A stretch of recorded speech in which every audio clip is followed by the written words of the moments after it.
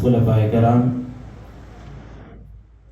معزز علماء کرام، بزرگوں اور دوستوں، پردہ نشین اور بہنوں، اللہ تبارک و تعالی کا ہم سب پر بڑا فضل ہے، کرم ہے کہ اللہ پاک نے ہم سب کو حضور پیارے آقا سیدنا محمد مصطفیٰ صلی اللہ علیہ وسلم کی پیاری امت میں پیدا فرمایا۔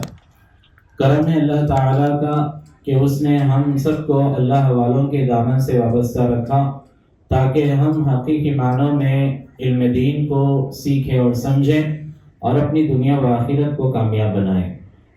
الحمدللہ اللہ کے فضل و کرم سے کل عصر سے جو ہمارا یہ سنی اجتماع آغاز ہوا، بہت ہی مفید اور ضروری باتیں اللہ پاک نے ہم کو سنائی۔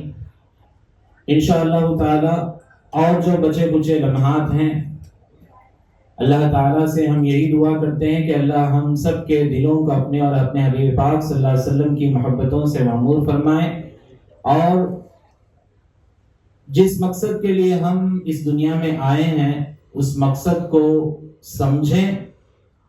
یقیناً یہاں سے جانے سے پہلے یہ عزم لے کر جائیں کہ انشاءاللہ تعالی اللہ پاک کے اس مقصد میں ہم کامیاب ہوں گے۔ یہ امید ہمارے ساتھ ہونا ضروری ہے، کیونکہ اللہ تبارک و تعالی بھی ویسا ہی کرتا ہے جیسا بندہ اس کے ساتھ گمان کرتا ہے۔ ہم اللہ سے ہدایت کی امید رکھتے ہیں تو انشاءاللہ ہدایت ہی ملے گی۔ اگر ہم اللہ تبارک و تعالی سے دوری کی امید رکھتے ہیں تو دوری ہی نصیب ہوگی۔ اللہ کے خزانے میں تو کسی چیز کی کمی نہیں ہے، بس وہ طالب کا انتظار ہے، طلب کرنے والے کے انتظار میں ہے۔ جب ہمارے اندر طلب پیدا ہوگی تو یقیناً وہ دولتوں سے ہم سب کو نوازے گا۔ بہرحال کل میں نے جو اپنی گفتگو کا آغاز کیا تھا سورہ عصر کے تلاوت سے، سورہ عصر میں اللہ تبارک و تعالی نے ارشاد فرمایا کہ انسان خسارے میں ہے، گھاٹے میں ہے، نقصان میں ہے، سوائے ان کے جو ایمان لے آئے، نیک اعمال کیے، حق بات کی تلقین کیے اور صبر کی تلقین کرتے رہے۔ یہ چار صفتیں جن کے اندر موجود ہیں وہ نقصان سے باہر آ گئے، اور جن کے اندر یہ چار صفتیں ابھی نہیں ہیں سمجھو کہ وہ ابھی بھی نقصان میں ہیں۔ دنیا میں آج سب کی یہی کوشش ہے کہ وہ کچھ تو بھی کر لے لیکن نقصان سے بچ جائیں۔ ہر ایک کی یہی کوشش ہے، چاہے وہ مال کے اعتبار سے ہو یا جان کے اعتبار سے ہو، انسان کی کوشش یہی ہے۔ کھاتے وقت تھوڑا احتیاط کرتا ہے تو پوچھتے ہیں کہ بھائی کیوں احتیاط کر رہا ہے؟ نقصان سے بچنے کے لیے۔ کیا نقصان؟ بیماری سے بچنے کے لیے۔ بیماری تو نقصان ہے نا انسان کی نظر میں۔ انسان کی نظر میں بیماری کیا ہے؟ نقصان ہے۔ مطلب چلنا پھرنا مشکل ہو جائے گا اگر صحت مند نہیں رہا، بیٹھتا پھر اٹھ نہیں سکتا ہے اور بات نہیں کر سکتا ہے، کمزوری آ جاتی ہے، فلاں بہت کچھ ہوتا ہے۔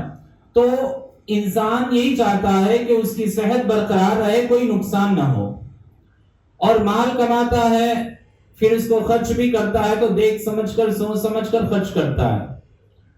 کہو کہ کیوں بھائی مال ہے بے دھڑک خرچ کر، تو کیا بولتا ہے؟ بے دھڑک خرچ کروں گا تو پھر میرا نقصان ہو جائے گا۔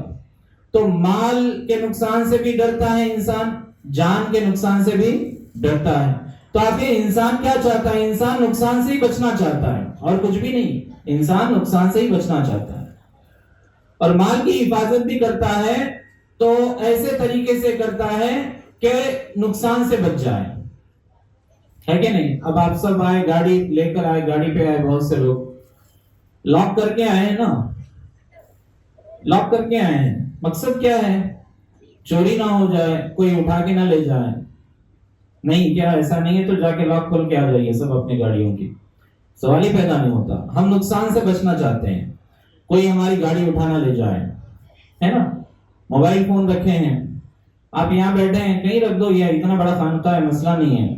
ایسا نہیں ہے کہ الحمدللہ یہاں پر جتنے لوگ جمع ہیں اللہ کے فضل و کرم سے ہر بری عادت سے اللہ نے محفوظ رکھا. میں بات سمجھانے کے لیے کر رہا ہوں. تو ہم ہر چیز کی حفاظت چاہتے ہیں کیونکہ نقصان سے بچنے کے لیے, نقصان سے بچنے کے لیے بہر صورت ہمیں چاہیے ایک ہی چیز, نقصان سے بچنا. تو اسی انسان سے یہ کہنا چاہتا ہوں کہ تو ہر اس چیز کے نقصان سے بچنا چاہتا ہے جو چیز ختم ہونے والی ہے. جس مال کے نقصان سے تو ڈر رہا ہے وہ مال تو ختم ہی ہونے والا ہے, بچا کے کیا کرنا ہے. جس صحت کے نقصان سے تو ڈر رہا ہے وہ صحت بھی ختم ہی ہونے والی ہے, جان ہی جانے والی ہے. تو آخر اس کے نقصان سے بچنے کی فکر تیرے اندر کیوں نہیں پیدا ہوتی جو ہمیشہ رہنے والی ہے. ہمیشہ والی زندگی جو آخرت کی ہے, اس کے نقصان کی فکر ہمارے اندر کیوں نہیں ہے. جان کے نقصان کی فکر ہے, حالانکہ جان تو جانی ہی ہے. مال کے نقصان کی فکر ہے, حالانکہ مال ساتھ آنے والا نہیں ہے. اس میں کسی کو شک نہیں ہے. کافر بھی اس بات کو قبول کرتا ہے کہ ننگا آیا ہے ننگا جانا ہے, مال 1 روپیہ بھی ساتھ میں لے جانا نہیں ہے, وہ بھی جانتا ہے. تو پھر جو چیزیں ختم ہونے والی ہیں اس کی نقصان کو لے کر اتنا احتیاط کرتا ہے, اتنا ڈرتا ہے, اتنا خوف کھاتا ہے اور چلے جانے پر اتنا مایوس ہو جاتا ہے. ہمیشہ رہنے والی آخرت کی زندگی کے نقصان کے متعلق اتنی لاپرواہی کیوں ہمارے اندر ہے؟ کیونکہ اس کی ایک وجہ یہ ہے کہ آخرت کو ابھی ہم نے قصے کہانیوں میں رکھا ہے, حقیقت میں نہیں لایا ہے. آخرت ہے, آخرت کی زندگی برحق ہے, یقین ہے, لیکن وہ یقین کامل جس درجے کو پہنچنا چاہیے اس درجے کو نہیں پہنچا. اسی لیے اس آخرت کی زندگی کی کامیابی کے لیے ہمارے اندر کوشش کم ہوتی جا رہی ہے اور اس کے نقصان سے بچنے کی فکر بھی ہمارے اندر کم ہوتی جا رہی ہے. تو اسی لیے اللہ پاک نے سورہ عصر میں کہا تم نقصان سے بچنا چاہتے ہو تو پہلے تم ایمان لے آؤ, پہلے تم ایمان لے آؤ. اِلَّا الَّذِينَ آمَنُوا, ایمان لے آؤ. تو ایمان لائیں گے تو اصل نقصان سے بچ جاؤ گے, اصل نقصان سے بچ جاؤ گے. اور اللہ نے ہرگز یہ نہیں کہا کہ تم آخرت کے نقصان سے ہی بچو گے. اللہ نے کہا نقصان سے بچو گے کا مطلب دنیا میں بھی نقصان نہیں ہوگا, آخرت میں بھی نقصان نہیں ہوگا. ہم تو یہی چاہتے ہیں, اب تک ایک ہی چیز چاہیے تھی ہم کو, دنیا کے نقصان سے, مال کے نقصان سے, جان کے نقصان سے ہم محفوظ ہو جائے. اللہ نے وعدہ کیا اگر تم ایمان لے آئے تو دنیا کے نقصان سے بھی بچ گئے, آخرت کے نقصان سے بھی بچ گئے. تو ایک چیز میں جب دونوں نعمتیں ہم کو مل رہی ہیں تو عقل مند تو وہی ہے جو اس کو فوراً اپنا لے. کیونکہ ایمان کی دولت جس کو نصیب ہو گئی, اب اس کا مال اگر چلے گیا, فرض کرو اس کا مال کیا ہو گیا, چوری ہو گیا, وہ کون ہے؟ وہ ایمان والا ہے. نقصان ہوا نہیں ہوا؟ ہم بولتے ہیں کہ نقصان ہوا, لیکن ایمان والا کیا بولتا ہے؟ نقصان نہیں ہوا, کیونکہ مال تو کہیں گیا ہی نہیں ہے, مال کہیں گیا ہی نہیں ہے, بلکہ میرا مال ڈپازٹ ہو گیا ہے, اللہ کے بینک میں ڈپازٹ ہو گیا ہے, بشرطے کہ میں صبر کروں. ایمان والا جب اپنے مال کے نقصان پر دنیا میں صبر کرتا ہے, اللہ سے امید رکھتا ہے کہ اللہ اس سے بہتر دے گا, اللہ اس کا متبادل, اس کے بدلے میں کچھ بہتر دے گا, یا اس کے بدلے میں مجھے کچھ مصیبت سے بچا لے گا, یہ امید رکھتا ہے, تو ہرگز اس کا نقصان نہیں بلکہ دگنا فائدہ ہوا ہے. اور یہ دولت اسی کو نصیب ہے جو ایمان لے آیا. اور جو ایمان نہیں لایا اس کی حالت کیا ہے؟ اور جو ایمان نہیں لایا, سمجھو اس کا مال اگر چوری ہو گیا تو وہ کیا کرتا ہے؟ ایک تو مال کے چوری ہونے کے غم میں روتا رہتا ہے, اور اس رونے کی وجہ سے, اس رونے کے نحوست کی وجہ سے اللہ تعالیٰ اس کا بدلہ بھی عطا نہیں کرتا. یعنی چلے گیا تو اس کا بدلہ دینا ہے نا, اب اللہ اس کو بدلہ بھی نہیں دے گا. کیوں؟ کہ بندے کو اللہ پر یقین ہی نہیں ہے, ایمان ہی نہیں ہے. تو یقین وہ دولت ہے, ایمان وہ دولت ہے جو آپ کو ہر آن نقصان سے بچا کر ہی رہے گا, بشرطے کہ ہم صبر کریں, اللہ پر یقین کامل رکھیں. اسی لیے اللہ والوں کی جو صفت اللہ نے قرآن میں بیان کیا وہ کیا ہے؟ لا خوف علیہم ولا هم یحزنون. اللہ والے کون ہیں؟ انہیں کوئی ڈر نہیں ہے. ڈر نہیں ہے. کس بات کا ڈر؟ ماں سوا اللہ کا ڈر نہیں. یہ دولت ماں سوا اللہ ہے, چلے جانے کا ڈر نہیں ہے. یہ صحت یہ ماں سوا اللہ ہے, اس کے چلے جانے کا ڈر نہیں ہے. اگر چلے گیا وَلَا هُمْ يَحْزَنُونَ, مایوس نہیں ہوتے, کیونکہ ان کی نظر میں گیا نہیں, محفوظ ہوا ہے. ان کی نظر میں کیا ہے؟ گیا نہیں بلکہ محفوظ ہوا ہے. میں اس کی چھوٹی سی مثال میں آپ کو دیتا ہوں. سمجھو آج کل تو ٹیکنالوجی کا زمانہ ہے. آپ کے فون میں آپ نے اینٹی تھیفٹ سیٹنگ کر کے رکھ دیا کہ چوری ہو تو کہیں بھی رہنے تو فون آپ کا معلوم ہو جاتا ہے نا. سیٹنگ ہے آج کل. کہیں بھی چلے جائے فون, آپ کے دنیا کے کسی بھی کونے میں بھی چلے جائے تو فون کیا ہو جاتا ہے؟ کہاں ہے معلوم ہو جاتا. اگر فون سوئچ آف بھی کر لے تب بھی معلوم ہو جاتا. ایسی سیٹنگ آپ نے کر دی. اب آپ کا فون چوری ہو گیا. سب کی طرح آپ نہیں روتے, سب کی طرح آپ مایوس پریشان نہیں ہوتے. دوسرے جو تھے وہ روتے رہتے چلے گیا, لیکن آپ نہیں روتے. کیوں؟ آپ نے سیٹنگ کر رکھی ہے. آپ کو پتا ہے کہ آپ کا مال کہاں ہے. آپ کبھی بھی جا سکتے ہیں, کبھی بھی اس کو لے سکتے ہیں. اتنا ہی نہیں, بیٹھے جگہ آپ اس فون کو کیا کر سکتے ہیں؟ ناکارہ بنا دے سکتے ہیں, یعنی کسی کو بھی کام نہ آئے ایسا بھی بنا دے سکتے ہیں. تو پھر آپ کو کوئی غم ہوگا کیا؟ نہیں ہوگا نا. چہرے پہ کوئی پریشانی ہوگی؟ نہیں ہوگی نا. اللہ والے بھی جب ان کا مال جاتا ہے تو وہ کہاں جاتا ہے ان کو نظر آتا ہے. کہاں جاتا ہے مطلب کس کی جیب میں جاتا ہے یہ نہیں, کہاں جاتا ہے؟ اللہ کے پاس جاتا ہے. ان کا مال کہیں نہیں گیا, اللہ کے پاس محفوظ ہے. اور اللہ تبارک و تعالی ان کی آزمائش لے رہا ہے, ان کا امتحان لے رہا ہے. اس امتحان پر وہ صبر بھی کرتے ہیں اور اس سے بہتر بدلہ پانے کی امید بھی اللہ سے رکھتے ہیں. اس امید میں ان کے چہرے پر خوشی ظاہر ہوتی ہے, غم ظاہر نہیں ہوتا. یہ اللہ والوں کی نشانی ہے. اور یہ اللہ والوں کو یہ دولت کہاں سے نصیب ہوئی؟ ایمان کی دولت ہے. اسی کو ہم کہتے ہیں یقین. ایمان کیا چیز ہے دوستو؟ ایمان کا نام کیا ہے؟ ایمان مطلب یقین ہے. یقین کو ہی ایمان کہتے ہیں. یعنی اللہ نے وعدہ کیا ہم سے کہ ہم آپ کو آزمائیں گے. کیسے آزمائیں گے؟ وَلَنَبْلُوَنَّكُمْ بِشَيْءٍ مِّنَ الْخَوْفِ وَالْجُوعِ وَنَقْصٍ مِّنَ الْأَمْوَالِ وَالْأَنفُسِ وَالثَّمَرَاتِ وَبَشِّرِ الصَّابِرِينَ. اللہ نے کہا نا ہم تم کو آزمائیں گے, مال لے کر آزمائیں گے, جان لے کر آزمائیں گے, اولاد لے کر آزمائیں گے. تو یہ آزمائش نہیں ہے کیا؟ آزمائش نہیں ہے. آپ ایسا مت سمجھو آپ کے جیب میں سے 1 روپیہ بھی چلے گیا تو یہ مشیت الہی کے خلاف میں نہیں گیا, اللہ کی آزمائش ہی ہے. چاہے وہ 1 روپیہ گیا ہو یا پھر 10,000 گئے ہوں, یوں ہی نہیں گئے بلکہ یہ آزمائش کا ایک ٹکڑا ہے, آپ کے ساتھ ہو رہا ہے. اب آپ کو اللہ کے اس وعدے کو یاد کرنا ہے. اللہ کیا کر رہا ہے؟ وَبَشِّرِ الصَّابِرِينَ, صبر کرنے والوں کو خوشخبری دو. یہ کیا بات ہوئی؟ ایک طرف مال جا رہا ہے, جان جا رہی ہے, اولاد جا رہے ہیں, ہے نا, تو پھر اللہ کیا بولا؟ خوشخبری دو ان کو. جانے پر خوشخبری کیسی؟ بِأَنَّ لَهُمُ الْجَنَّةَ, خوشخبری اس بات کی کہ اس کے بدلے میں اللہ آپ کو جنت عطا کرنے والا ہے. مال تو کہیں نہیں گیا, جنت میں آپ کی طرف پلٹ کے آنے والا ہے. اللہ چاہے تو دنیا میں بھی اس کا بدلہ عطا کرے گا, اس کے خزانے میں کسی چیز کی کمی نہیں ہے. بہرحال ایک ہی چیز میں آپ کو اس سورہ عصر کے ذریعے یاد دلانا چاہتا ہوں, وہ یہ ہے کہ اصل نقصان یقین کا نہ ہونا, ایمان کا کمزور ہونا, یہ اصل نقصان ہے. اس نقصان سے بچو.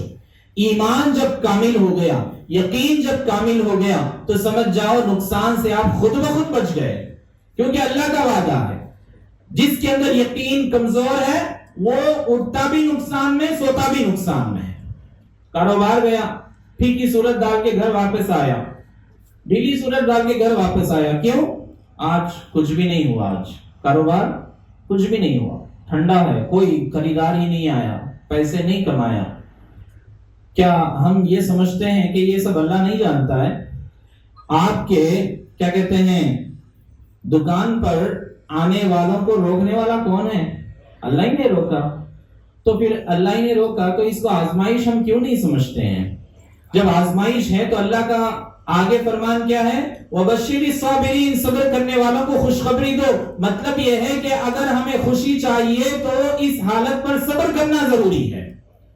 خوش خبری کے لیے ہمیں صبر کرنا ضروری ہے. اب جب صبر کر لیے تو انشاءاللہ تعالی خوشخبری آپ کے منتظر ہے. وہ آج نہیں تو کل ضرور آپ کے سامنے آئے گی. اللہ تبارک و تعالی قرآن میں کہتے ہیں ہم ذرے ذرے کا حساب رکھتے ہیں, ذرے ذرے کا حساب رکھتے ہیں, ذرے کو بھی ہم بیکار جانے نہیں دیتے.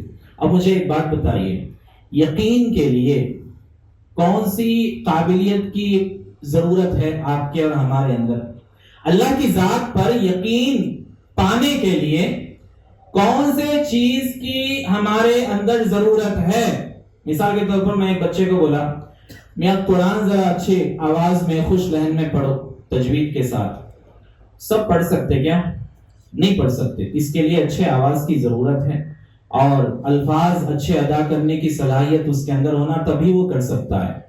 اور میں بولا میاں اچھا ذرا نماز پڑھ کے بتاؤ, پورا رکوع سجدہ برابر کر کے دکھاؤ. تو کیا سب کر سکتے ہیں؟ نہیں کر سکتے ہیں. اس کے لیے صحت کا ہونا ضروری ہے, ہاتھ پیر کا برابر سلامت رہنا ضروری ہے. روزہ رکھ کے دکھاؤ, سب نہیں کر سکتے. اس کے لیے بھی صحت کا ہونا ضروری ہے. صدقہ کر کے دکھاؤ, خیرات کر کے دکھاؤ, اس کے لیے بھی کیا ہونا ضروری ہے؟ پیسہ ہونا ضروری ہے. حج عمرہ کر کے دکھاؤ, اس کے لیے بھی پیسہ ہونا ضروری ہے. ہر کام کے لیے آپ کو کسی نہ کسی چیز کی ضرورت ہے, چاہے مال کی ضرورت ہے یا پھر صحت کی ضرورت ہے. لیکن اگر میں بولا میاں اللہ پر یقین کر کے دکھاؤ, اس کے لیے کون سی چیز کی ضرورت ہے؟ کچھ ضرورت نہیں ہے, بس یقین کی ضرورت ہے. کچھ ضرورت نہیں ہے. آپ کے ہاتھ پیر ٹوٹے ہیں پھر بھی آپ اللہ پر یقین کامل رکھ سکتے ہیں. آپ کے پاس 1 روپیہ نہیں ہے پھر بھی آپ اللہ کے اوپر یقین کامل رکھ سکتے ہیں. تو کسی انسان کے کامل یقین والا بننے کے لیے بہت کچھ پانے کی اسے ضرورت نہیں ہے, بیٹھے جگہ وہ کامل یقین والا بن سکتا ہے. تو اسی لیے تو سرکار دو عالم صلی اللہ علیہ وسلم کی صحبت میں جو صحابہ کرام تھے, کیا وہ بڑے بڑے علماء تھے؟ سب نہیں تھے.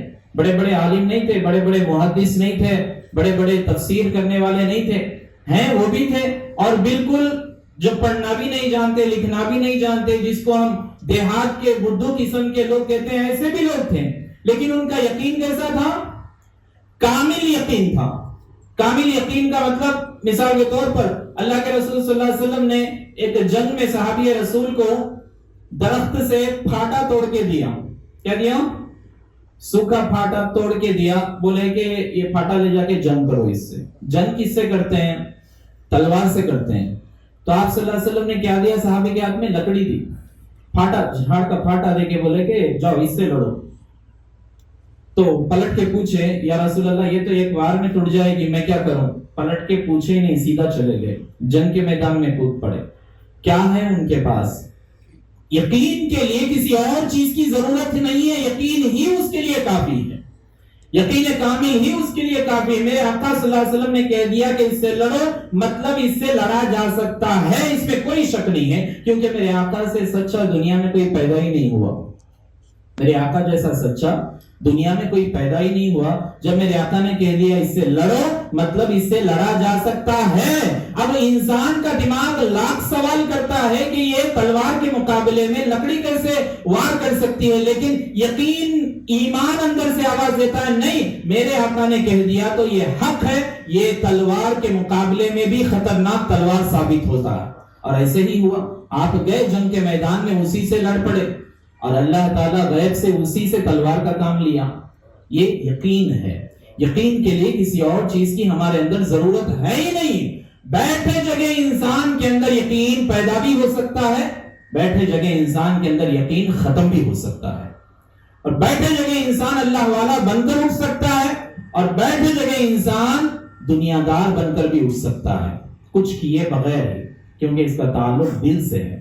تو اللہ تعالیٰ کہتا ہے نقصان سے بچنا ہو تو بس الی الذین آمنوا, ایمان لے آؤ. کس پر ایمان لے آنا؟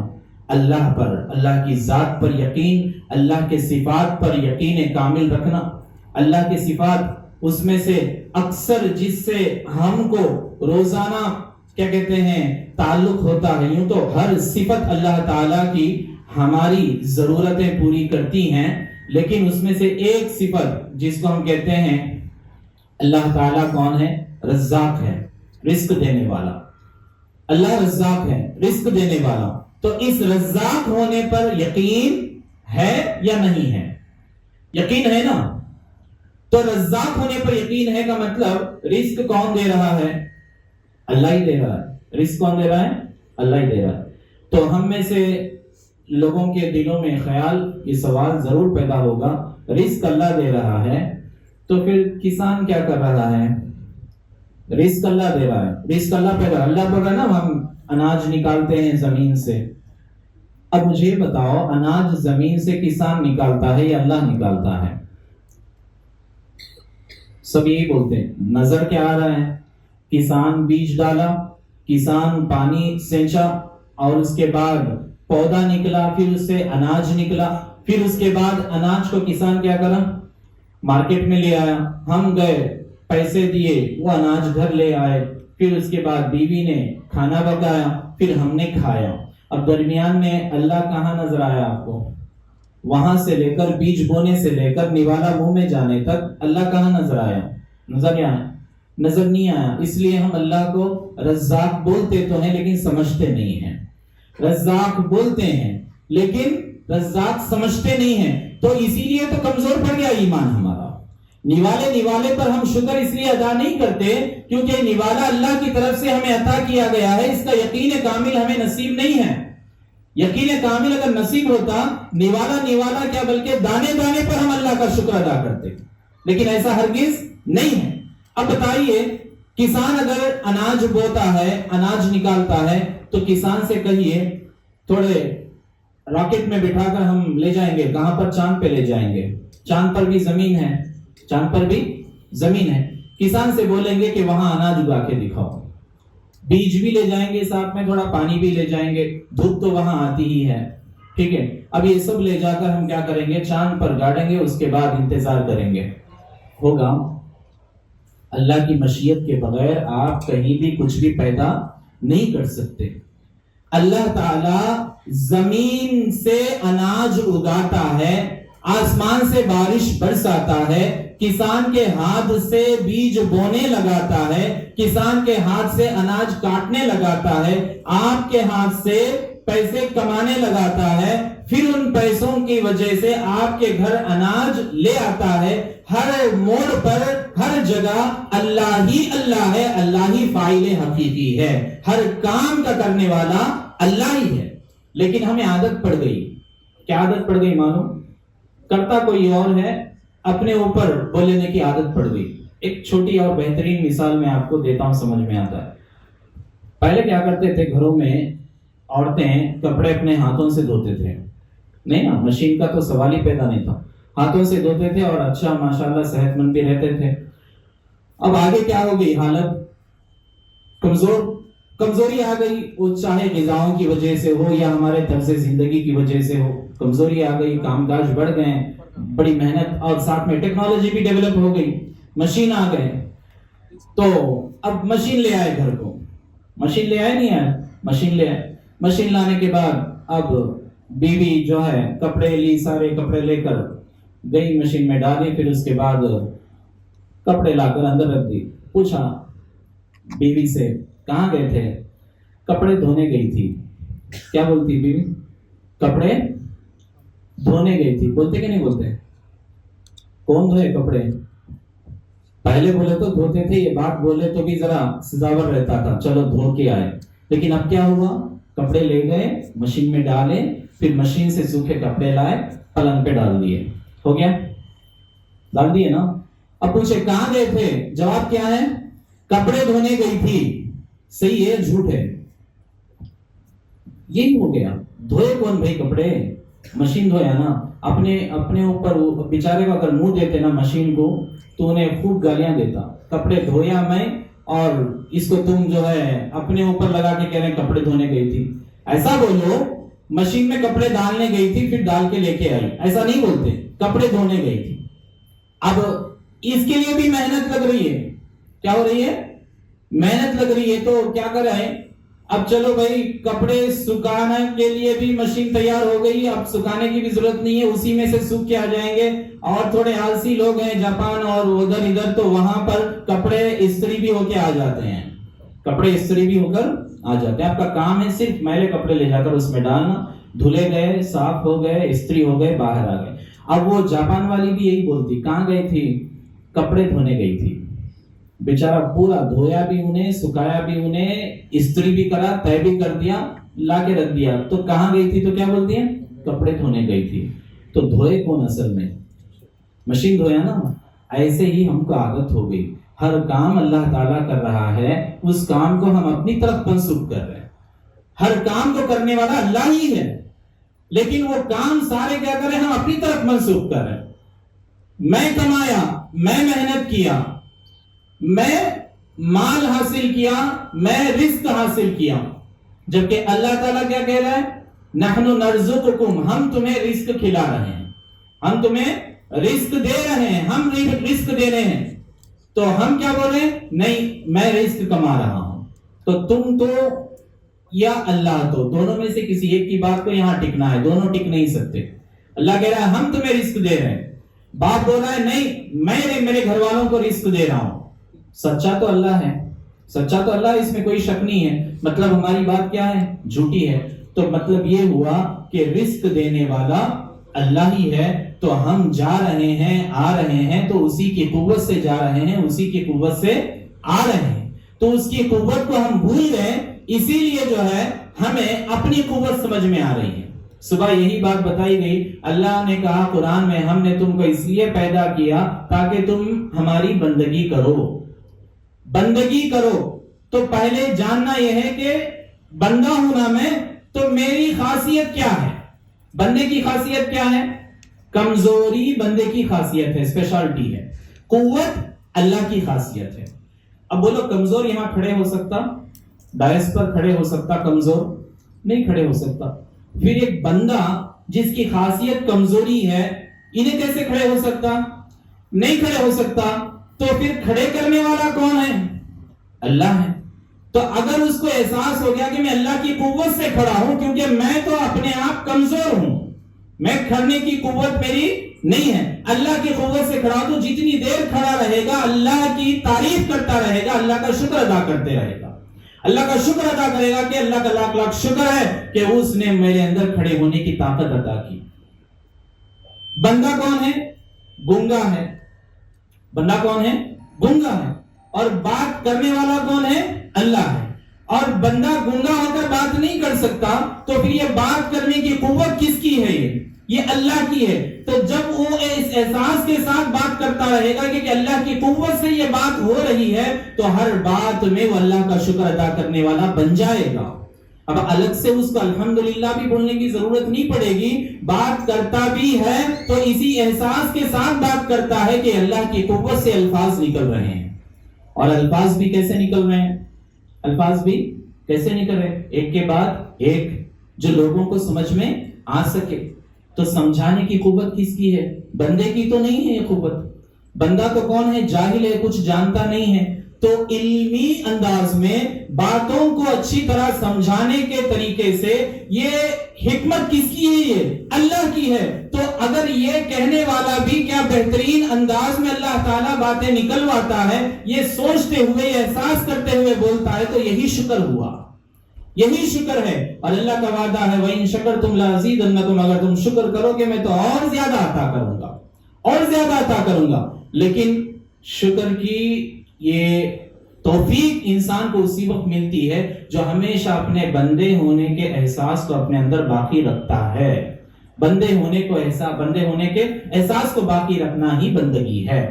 ہر آن انسان اپنے اندر بندگی کے سارے جو خاصیتیں ہیں اس کو ملحوظ رکھتے ہی رہنا ہے. اب اسے فخر کرنے کا موقع ہی پیدا نہیں ہوگا، فخر کرنے کا چانس ہی نہیں ملے گا. کمزور ہے، کمزور کیا فخر کرے گا؟ جاہل ہے، جاہل کیا فخر کرے گا؟ غریب اور فقیر ہے، فقیر کیا فخر کرے گا؟ فخر کر تو کون کرے گا؟ مالدار کرے گا، غنی کرے گا نا. تو غنی کون ہے؟ اللہ غنی، اللہ ہی غنی ہے. تو اللہ ہی غنی ہے. تو اگر کوئی مالدار بہترین کپڑے پہنا ہے, بہترین کیا کہتے ہیں لباس زیب تن کیا ہے, اور اپنے کپڑوں کی طرف دیکھتا ہے اور کہتا ہے میں تو بندہ ہوں, میں تو فقیر ہوں, پھر یہ مالداری کس کی ہے؟ یہ مولا کی ہے. تو مالداری مولا کی سمجھنا, یہ اعتقاد کے ساتھ یہ سوچتے ہوئے وہ نئے کپڑے بھی پہنتا ہے, نئے جوتے بھی پہنتا ہے, قیمتی کیا کہتے ہیں چیزیں بھی اپنے پاس رکھتا ہے, اور ہر آن اللہ کے شکر میں ہوتا ہے. بالک سے اس کو الحمدللہ کہنے کی ضرورت بھی نہیں ہے, کیونکہ کسی چیز کو اپنا سمجھتا ہی نہیں ہے. میں تو فقیر ہوں, میں اس کا کہاں مالک بن گیا؟ تو اس کا مالک کون ہے؟ اس کا مالک اللہ ہے. بہرحال اللہ تعالیٰ نے ہم کو اسی لیے پیدا کیا کہ ہم اس کی بندگی کریں, اور بندگی کی پہلی شرط یہ ہوتی ہے کہ بندہ اپنے بندے ہونے کو بھولے نہیں, ہمیشہ یاد رکھے, کبھی نہ بھولے. ہر آن بس یہ یاد کرتا رہے کہ میں بندہ ہوں, خود بخود وہ بندگی میں لگ گیا. جس آن وہ بھول گیا کہ میں بندہ ہوں, اس کی بندگی ختم ہو گئی. اسی لیے تو ہم کیا کرتے ہیں, کسی کے اوپر چیخ دیتے ہیں, حکم چلاتے ہیں, بڑکپن چلاتے ہیں. اور غلام کو کیا حق ہے بڑکپن چلانے کا؟ غلام کو حق ہے کسی کے اوپر غصہ کرنے کا حق ہے کیا؟ اس کے بھی کچھ استثناء ہیں, ورنہ یہ غلام کی شان نہیں ہوتی ہے. اسی لیے تو اللہ تعالیٰ کیا کرتا ہے, غصے کو کہتا ہے کہ یہ میری شان ہے, فخر میری شان ہے. پھر بندے کی شان کیا ہونی چاہیے؟ عاجزی, انکساری, یہ بندے کی شان ہے. تو عاجزی, انکساری کو ہمیشہ ملحوظ رکھنا, اس کا مطلب وہ اپنے آپ کو بندہ سمجھ رہا ہے. جس آن وہ اپنے آپ کو بندہ سمجھنا بھول جائے گا, اب وہ چیخے گا بھی, وہ جو ہے لوگوں پر اپنے آپ کو حاکم سمجھتا رہے گا, اپنے آپ کو قوت والا سمجھتا رہے گا, اسی آن وہ بندگی سے نکل گیا. جس دم ہم بندگی سے نکل گئے, اس دم ہم اللہ اور اس کے رسول کی نظروں میں گر گئے. بس اللہ تبارک و تعالی ایمان کی دولت ہم سب کو نصیب فرمائے, اور یقین کامل نصیب فرمائے, کہ یقین کامل اگر آ گیا تو نقصان سے ہم دنیا و آخرت کے بچ گئے. اللہ سے دعا ہے کہنے سننے سے زیادہ اللہ ہم کو عمل کرنے کی توفیق نصیب فرمائے. وصلی اللہ تعالی علی خیر خلق محمد وعلی آلہ واصحابہ اجمعین برحمتک یا ارحم الراحمین والحمد للہ رب العالمین.